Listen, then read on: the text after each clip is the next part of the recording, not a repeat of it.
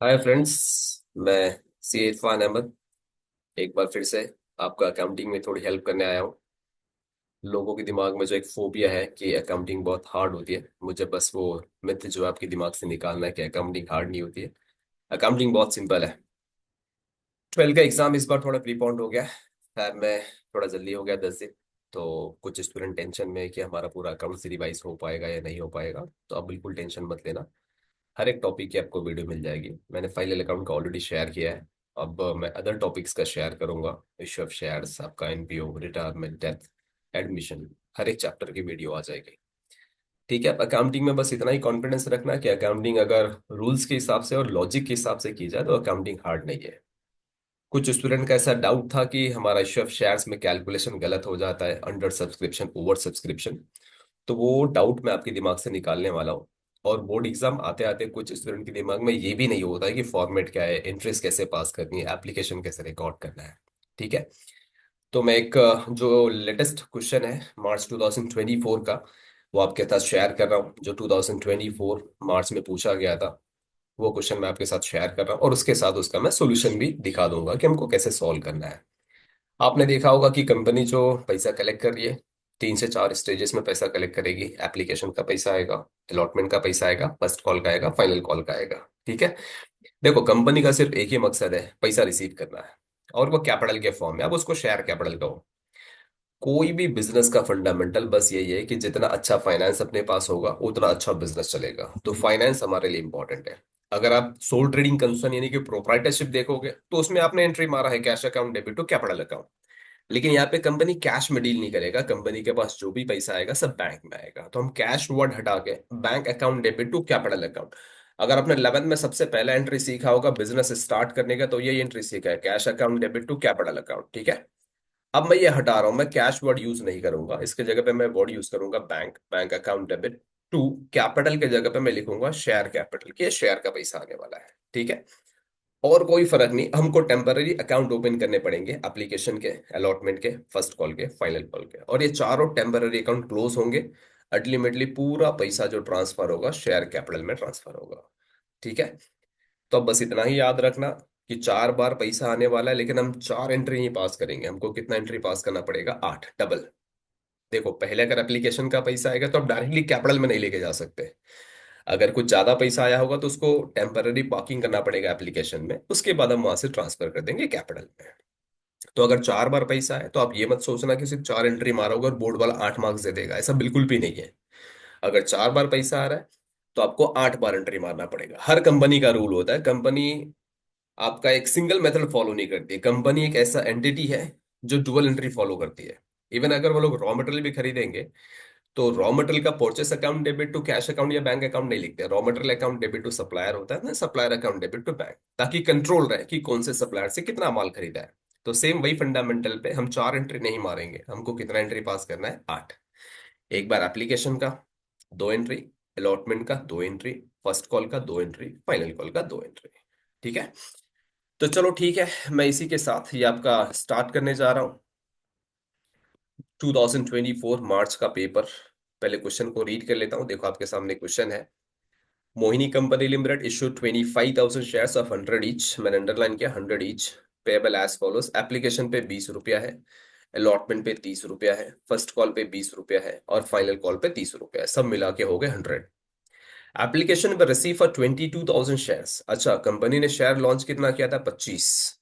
लेकिन अब पब्लिक 25 आया नहीं, अंडर सब्सक्रिप्शन, यानी कि पब्लिक का रेस्पॉन्स थोड़ा स्लो था और पब्लिक ने सिर्फ 22,000 एप्लीकेशन डाले। तो याद रखना, कंपनी 25,000 शेयर नहीं बेच पाएगा। कंपनी सिर्फ कितना शेयर बेच पाएगा? 22,000। हमको 3,000 शेयर से कुछ लेना देना नहीं होगा। हाँ, अगर हमने 25,000 शेयर लॉन्च किया और पब्लिक भी 25,000 खरीद लेता तो हम पूरा 25 का एंट्री मारते हैं। लेकिन पब्लिक ने शेयर कितना खरीदा है? 22,000।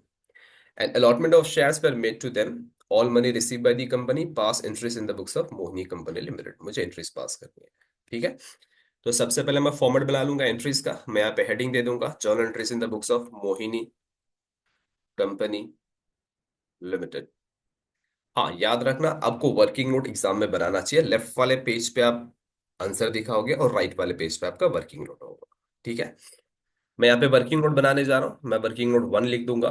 कि मेरे जो पैसे आने वाले हैं, कैसे पैसे आने वाले हैं। देखो मैं लिख रहा हूँ वर्किंग नोट 1, ये मेरा वर्किंग है। टोटल मेरा शेयर का प्राइस कितना था, 100। इसको मैंने 4 पार्ट में डिवाइड किया। सबसे पहला था मेरा एप्लीकेशन, उसके बाद है मेरा अलॉटमेंट, देन मेरा फर्स्ट कॉल, और उसके बाद है मेरा फाइनल कॉल। ठीक है। एप्लीकेशन का 20 रुपीज है, अलॉटमेंट का 30 रुपीज है, आपका फर्स्ट कॉल का 20 रुपीज है, एंड फाइनल कॉल का 30 रुपीज है। ऐसे करके मैं पूरा 100 रुपीज रिसीव करने जा रहा हूँ। याद रखना, जब पब्लिक अप्लाई करेगा तो ये पैसा दे देगा एप्लीकेशन का, लेकिन उसके बाद कंपनी को 3 बार लेटर भेजना पड़ेगा शेयर होल्डर को पैसा मंगाने के लिए। हाँ, यहाँ पे हमको 25,000 शेयर्स पब्लिक ने नहीं खरीदा है, सिर्फ 22,000 शेयर्स खरीदा है, तो हम सिर्फ 22,000 शेयर्स एंट्री पास करेंगे। चलो देखो, ये 8 एंट्री पास करना कितना आसान है। मैं 20 रुपया पहले पब्लिक का पैसा रिसीव कर रहा हूँ, पब्लिक डायरेक्टली मुझे पे करेगा एप्लीकेशन मनी। तो जब मैं एप्लीकेशन मनी रिसीव करूंगा तो मैं एंट्री पास करूंगा बैंक अकाउंट डेबिट। 22,000 मुझे एप्लीकेशन आ रहे हैं, और मेरा एप्लीकेशन मनी है 20 रुपीज। मैं लिखूंगा डेबिट। यहाँ पे 3 जीरो है, और यहाँ पे 1 जीरो है, टोटल 4 जीरो हो गए। और 22 इंटू 2 करूंगा तो 44 होता है। तो मैं 44 लिख रहा हूँ, और 4 जीरो, 44, 1 2 3 4। ठीक है, 4,40,000। मैं लिखूंगा 2, ये एप्लीकेशन का पैसा है तो 2 शेयर एप्लीकेशन अकाउंट, 4,40,000। ठीक है, पैसा मैंने टेम्पररी पार्किंग किया एप्लीकेशन में, लेकिन हाँ मैंने एक ही वर्ड बताया था कि जो अल्टीमेट एंट्री होएगा कंपनी का, सिर्फ एक ही एंट्री होएगा, बैंक को डेबिट करने का है। और ये पैसा फाइनली मुझे किस अकाउंट में लेके आना, शेयर कैपिटल। अभी फिलहाल मैंने पार्किंग किस में किया है, शेयर एप्लीकेशन में। अब मैं एप्लीकेशन से हटा के ये पैसा किस में लेके चला जाऊंगा, शेयर कैपिटल में। तो जो मेरा सेकेंड एंट्री होएगा, शेयर एप्लीकेशन अकाउंट डेबिट, यहाँ पे कुछ भी एक्स्ट्रा पैसा नहीं है, share application account debit to share capital account. ठीक है, मेरा अमाउंट है 4,40,000, सॉरी 4,40,000। फिर मेरा 4,40,000 वापस से यहाँ पे आ गया, 4,40,000 वापस से यहाँ पे आ गया। ठीक है, तो मैंने पहले एप्लीकेशन मनी रिसीव कर लिया। हाँ, लेकिन याद रखना, आगे का जो भी पैसा है, जैसे कि अलॉटमेंट है, फर्स्ट कॉल है, फाइनल कॉल है, ये पैसा मुझे डायरेक्ट नहीं मिलेगा। जो सेक्रेटरी है वो 3 बार लेटर भेजेगा, और 3 बार लेटर भेजने के बाद पैसा आएगा। तो हम सीक्वेंस में लेटर भेजेंगे, पैसा रिसीव करेंगे। तो मैं अगला जो लेटर लिखने जा रहा हूँ वो मेरा अलॉटमेंट का लेटर लिखने जा रहा हूँ। तो मैं एक अकाउंट ओपन करूंगा, शेयर अलॉटमेंट। अभी पैसा आएगा नहीं, सिर्फ पहला एप्लीकेशन का पैसा डायरेक्ट आएगा, लेकिन बाकी के पैसे डायरेक्ट नहीं आएंगे, आपको लेटर भेजना पड़ेगा, फिर पैसा रिसीव करना पड़ेगा। तो मैं एक अलॉटमेंट का अकाउंट ओपन कर रहा हूँ, लिख रहा हूँ शेयर अलॉटमेंट अकाउंट डेबिट। मैं 30 रुपया लेने वाला हूँ, तो 22,000 मेरे पब्लिक ने शेयर खरीदे, इंटू 30, ये मेरा हो जाएगा debit to share capital account. ये शेयर का पैसा मंगा रहा हूँ, शेयर कैपिटल अकाउंट। अभी यहाँ पे ध्यान से देखोगे तो ये 3 जीरो है, और यहाँ पे 1 जीरो, कितने जीरो हो जाएंगे, 4। एंड 22 इंटू 3 करूंगा तो 66 होता है, तो मैं लिख रहा हूँ 6,60,000। यहाँ पे मैं लिख रहा हूँ 6,60,000। अच्छा, अब जैसे ही अकाउंटेंट ने लेटर भेजा या सेक्रेटरी ने लेटर भेजा कि आपको अलॉटमेंट मनी पे करना है, वैसी पब्लिक पूरा पैसा पे करेगी, ऑल ओवर इंडिया पब्लिक होगी। कैश लाके तो company head of public company में लाके देने वाली नहीं है, वो बैंक होता है, बैंक में ले जाके जमा कर देगी। तो अल्टीमेटली जो पैसा आएगा मेरे बैंक में आएगा। मेरे पास पैसा आएगा, मैं लिखूंगा bank account debit to share allotment account. ये मेरा शेयर का पैसा है, तो मैं लिखूंगा टू शेयर अलॉटमेंट अकाउंट। मैंने 6,60,000 का अलॉटमेंट लेटर भेजा है, और 6,60,000 मुझे मिल भी जाएगा। ठीक है, तो देखो एप्लीकेशन का पैसा पब्लिक ने मुझे डायरेक्ट दे दिया, अलॉटमेंट का मैंने लेटर भेजा, यानी कि एक चिट्ठी भेजा कि आपको अलॉटमेंट मनी पे करना है, शेयर अलॉट हो गया है, तो पब्लिक ने मुझे अलॉटमेंट मनी भेजा। कुछ दिन के बाद कंपनी को रिक्वायरमेंट होगा तो कंपनी फर्स्ट कॉल का डिमांड करेगी कि आप फर्स्ट कॉल मनी भी पे कर दो, कंपनी को फंड का रिक्वायरमेंट है। तो वापस से याद रखना फ्रेंड्स कि आपको एक लेटर भेजना पड़ेगा फर्स्ट कॉल का, और उसके बाद पब्लिक आपको पैसा देगी। तो मैं फर्स्ट कॉल का सिर्फ लेटर भेजने जा रहा हूँ। अगर मैं लेटर भेजने जा रहा हूँ तो मुझे एक अकाउंट ओपन करना पड़ेगा फर्स्ट कॉल के नाम पे। मैं लिखूंगा share first call account debit, first call, bracket में लिख दूंगा, मेरा 20 रुपीज है, तो 22,000 into 20 debit to share capital account. हाँ, यहाँ पे फिर से देख लेना, 3 जीरो है और यहाँ पे 1 जीरो, कितने जीरो हो जाएंगे? 4, एंड 22 का डबल होगा 44, 4 लाख 40। वही टोटल यहाँ पे आएगा 4 लाख 40। मैंने सिर्फ लेटर भेजा, जैसे ही मैं लेटर भेजूंगा पब्लिक का रेस्पॉन्स आएगा और पब्लिक मुझे पैसा पे कर देगी। तो मैंने 4,40,000 का लेटर भेजा है, पब्लिक मुझे पैसा दे रही है। अगर पब्लिक पैसा देगी तो मेरे कंपनी में पैसा आएगा। मेरा एक ही रिक्वायरमेंट है कि मेरे को पूरा पैसा कलेक्ट करके बिजनेस को बढ़ाना है। फाइनल एंट्री यही होनी चाहिए, bank account debit to share capital, कि हमको शेयर का पैसा रिसीव करना है। तो मैं रिसीव करने जा रहा हूँ, bank account debit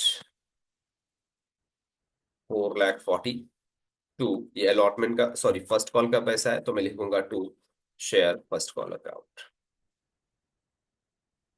first call account, मेरा अमाउंट होगा 4,40,000।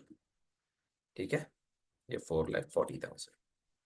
एंड फाइनली अब मेरे को फाइनल कॉल मनी रिसीव करना है। कुछ दिन के बाद वापस से कंपनी का रिक्वायरमेंट आएगा कि कंपनी को फंड का जरूरत है। अगर कंपनी को फंड का जरूरत है तो कंपनी फिर से एक लेटर भेजेगी जिसका नाम होगा फाइनल कॉल। फाइनल कॉल कितने रुपए का है? 30 रुपीज। तो कंपनी फाइनल कॉल लेटर भेजेगी 30 रुपीज का, ताकि पैसा रिसीव कर सके। याद रखना, पब्लिक अपने मन से, पब्लिक को सपना थोड़ी ना आएगा कि पब्लिक डायरेक्टली पैसा लाके पे करे। तो पहले अकाउंटेंट को लेटर भेजना पड़ेगा। कितने का लेटर भेजना पड़ेगा? 30 रुपीज का। तो मैं एक फाइनल लेटर भेजने जा रहा हूं, तो मैं एक अकाउंट ओपन करूंगा शेयर फाइनल कॉल के नाम पे। मैं सेवेंथ एंट्री लिख रहा हूँ, share final call account debit. Bracket में शो कर रहा हूँ 22,000 मेरे शेयर है, into 30 to share capital account. Share capital account. ठीक है। अगर मैं मल्टीप्लाई करूँ तो यहाँ पे 3 जीरो और यहाँ पे 1 जीरो, कितने जीरो हो गए? 4। 22 को 3 से मल्टीप्लाई करूंगा 6,60,000। वही मैं यहाँ पे लिखूंगा 6,60,000। अब जैसे ही मैंने लेटर भेजा है, याद रखना, जैसे ही मैं लेटर भेजूंगा वैसी पब्लिक मुझे पैसा क्या कर देगी? पे कर देगी। तो मेरी फाइनल एंट्री होगी, मुझे पैसा रिसीव करना है। तो मैं पैसा रिसीव करने जा रहा हूँ। मैं लास्ट एंट्री पास करूंगा, bank account debit to share final call account. ये मेरा फाइनल कॉल है। मैंने लेटर भेजा 6,60,000 का, मैं पैसा रिसीव करूंगा 6,60,000। यहाँ पे भी लिखूंगा 6,60,000। एंड में आपको एंट्री का टोटल मारना होता है, लेकिन पहली प्रायोरिटी होती है क्या? एंट्री सही मार लो, टोटल तो आप कैसे भी मार सकते हो। तो याद रखो दोस्तों, अकाउंटिंग ना बहुत सिंपल है। बस इतना ही याद रखना, अगर आप बिजनेस करोगे तो क्या एंट्री मारोगे। अगर आपका पर्सनल बिजनेस है तो सबसे पहले एंट्री मारनी पड़ती है cash account debit to capital. लेकिन अगर एक कॉर्पोरेट है तो कैश वर्ड यूज नहीं होगा, जो भी अकाउंटिंग होगी बैंक में होगी, तो हमको वर्ड यूज करना पड़ता है बैंक अकाउंट डेबिट। तो अगर डायरेक्ट एक ही बार पैसा आता है, नॉर्मली आजकल तो पूरा पैसा कंपनी एक ही बार ले लेती है, लेकिन फिर भी आपके सिलेबस के हिसाब से अगर इंस्टॉलमेंट में पैसा आने वाला है तो आप एप्लीकेशन का अलग एंट्री मारो, अलॉटमेंट का अलग एंट्री मारो, फर्स्ट कॉल का अलग एंट्री मारो, फाइनल कॉल का अलग एंट्री मारो। यानी कि 4 बार आपको पैसा रिसीव करना है, तो आप कितनी एंट्री पास करोगे? 8। तो आपका एंट्रीज पास करना बिल्कुल भी डिफिकल्ट नहीं है। लेकिन हाँ, अगर इसके बाद कोई पैसा ना दे तो कैसे रिकॉर्ड करना है, अगर कंपनी शेयर फॉरफीट कर दे यानी कैंसिल कर दे तो कैसे रिकॉर्ड करना है, तो आपको सिर्फ 2 स्टेप सीखना होता है। एंड लास्ट में एक प्रीमियम की अकाउंटिंग कैसे होती है वो सीखना है। तो बोर्ड के क्वेश्चन इतने हार्ड नहीं होंगे, बहुत सिंपल होंगे। लेकिन आपको कंसेप्ट पता हो कि इश्यू ऑफ शेयर्स में एंट्री कैसे पास की जाती है। देखो, मैंने पहले भी बताया कि अकाउंटिंग हार्ड नहीं है। हर कोई अकाउंटिंग करता है। एक छोटा बच्चा भी अकाउंटिंग कर लेता है, एक छोटा दुकानदार भी अकाउंटिंग कर लेता है, लेकिन वो परफेक्ट अकाउंटिंग नहीं करते। वो लोग सिर्फ वन साइडेड अकाउंटिंग करते हैं। एक दुकानदार को मालूम है कि उसने सामान बेच दिया, या इतना पैसा लेना है या इतना पैसा देना है, उसको ओरली सब कुछ याद रहता है, लेकिन ऑन पेपर उसका कोई रिकॉर्ड नहीं होता। एक बच्चा अगर दुकान पे सामान लेने का 100 रुपए की नोट लेके गया, 40 रुपए का सामान लिया, तो उसको बराबर पता होता है कि मेरे को 60 रुपए जेब में आने चाहिए, वो भी अकाउंटिंग कर लेता है। अगर उसके जेब में सिर्फ 40 रुपए बचा है तो उसको पता चलता है कि मेरा 20 रुपए कहीं गिर गया है। तो अकाउंटिंग एक छोटे बच्चे को भी आती है, एक छोटे से दुकानदार को भी आती है। लेकिन हमारी अकाउंटिंग और उनकी अकाउंटिंग में फर्क है कि हम प्रोफेशनल लेवल पे अकाउंटिंग करेंगे, रूल्स के हिसाब से अकाउंटिंग करेंगे, बड़े अमाउंट की रिकॉर्डिंग करेंगे, यानी करोड़ों में हम रिकॉर्डिंग करने वाले, इसके लिए हम अकाउंटेंट हैं। एंड चार्टर्ड अकाउंटेंट वो होता है जो सब कुछ प्रॉपरली रिकॉर्ड कर ले, वो चार्टर्ड अकाउंटेंट है। तो दोस्तों, अकाउंटिंग हार्ड नहीं है, अकाउंटिंग बहुत सिंपल है। बस आपका क्रेज होना चाहिए कि मेरी अकाउंटिंग कितनी सही हो। अगर आपने अकाउंटिंग सही सीखा ना, उसके बाद आप मैनिपुलेशन कर सकते हो कि फिगर को कैसे एडजस्ट करना है। एक चार्टर्ड अकाउंटेंट वही होता है जो फिगर्स को भी एडजस्ट कर लेता है। तो आप अकाउंटिंग अच्छी सीखो, कंसेप्ट के हिसाब से सीखो, आपको अकाउंटिंग में मजा आएगा। जैसे एक डॉक्टर मेडिसिन के बारे में बहुत ईगरली सीखना स्टार्ट करता है कि यार मेरे को मेडिसिन का सब नॉलेज होना चाहिए, वैसे एक अकाउंटेंट वो होता है कॉमर्स वाला, जिसको अकाउंटिंग का हर नॉलेज होना चाहिए। ठीक है। मैं एक और क्वेश्चन आपके साथ शेयर करूंगा इशू ऑफ शेयर्स में। अगर कोई पैसा पे ना करे शेयर होल्डर तो कैसे रिकॉर्ड करना हो, ठीक है, या शेयर फॉरफीट करना हो तो हमको कैसे रिकॉर्ड करना हो। ठीक है। तो दोस्तों ये एक प्रैक्टिस कर लेना। इशू ऑफ शेयर्स 2024 का क्वेश्चन है, मैं बोर्ड के पूरे क्वेश्चन आपके साथ शेयर करूंगा, लेकिन आज जैसे जैसे वीडियोस आती जाएगी अब वैसे वैसे प्रैक्टिस करते रहना। ठीक है। चलो ऑल द बेस्ट, मिलते हैं एक नए वीडियो में, फिर से देखेंगे अकाउंटिंग के बारे में। Thank you.